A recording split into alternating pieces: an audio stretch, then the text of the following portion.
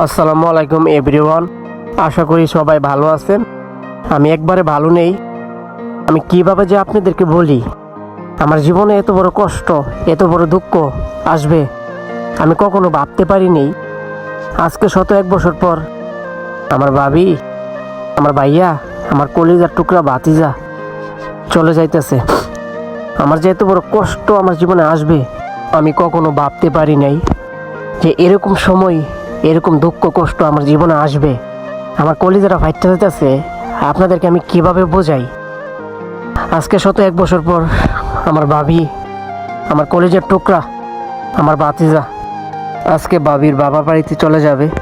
এখন আমার রাত দিন কিভাবে যে কাটবে সেটা আমি নিজেও বলতে পারতেছি না।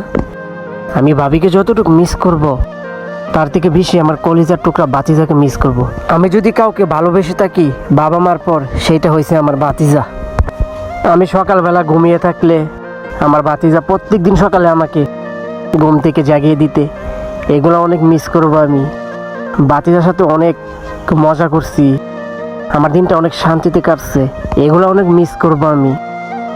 আর ভাবির সাথে আমি প্রত্যেক দিন অনেক ঝগড়া করছি, অনেক রাগ দেখাইছি, এগুলো মিস করব আমি অনেক। তার থেকে বেশি মিস করব আমার ভাতিজাকে।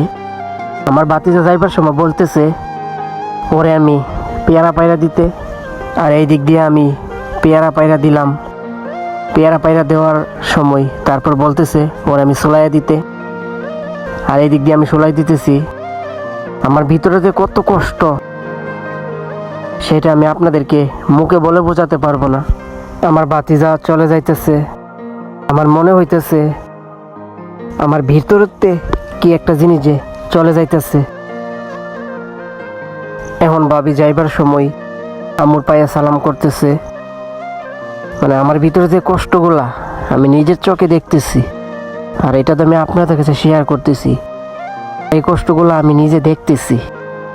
যাইবার সময় ভাতিজাকে একটু কোলে নিয়ে ঘুরলাম, আর এই দিক দিয়ে এসে দেখলাম আমার ভাতিজা, আমার ভাইয়া, আমার ভাবি ওরা মানে যাইবার সময় হয়ে গেছে। আর আমার তো অনেক কষ্ট হইতেছে, আর আমার আম্মুর তো মানে অনেক অনেক বেশি কান্না করতেছে, কারণ ওরা চলে যাইতেছে। আমি যেমন দেখছি আমার ভিতরেতে আমার জীবনের চেয়ে কি একটা জিনিস যে চলে যাইতেছে, মানে এতটা কষ্ট আমার লাগতেছে। আমি কিভাবে যে আপনাদেরকে বোঝাই? এখন আমি সকালবেলা ঘুমিয়ে থাকলে আমাকে কেউ ডাক দিয়েইবে না, আমি নাস্তা না করলে কেউ আমাকে বলবে না এই তুমি নাস্তা করো। এখন তো আর কেউ নেই। আমার ভাবিও আমাকে অনেক ভালোবাসে, আর আমার ভাতিজার কথা তো আমি মুখে বলে বোঝাতে পারবো না। প্রত্যেক দিন সকালবেলা আমার ঘুম থেকে জাগিয়ে দিত, ওরা চলে যাইতেছে। আমার মনে হইতেছে আমার ভিতরেতে একটা জিনিস চলে যাইতেছে।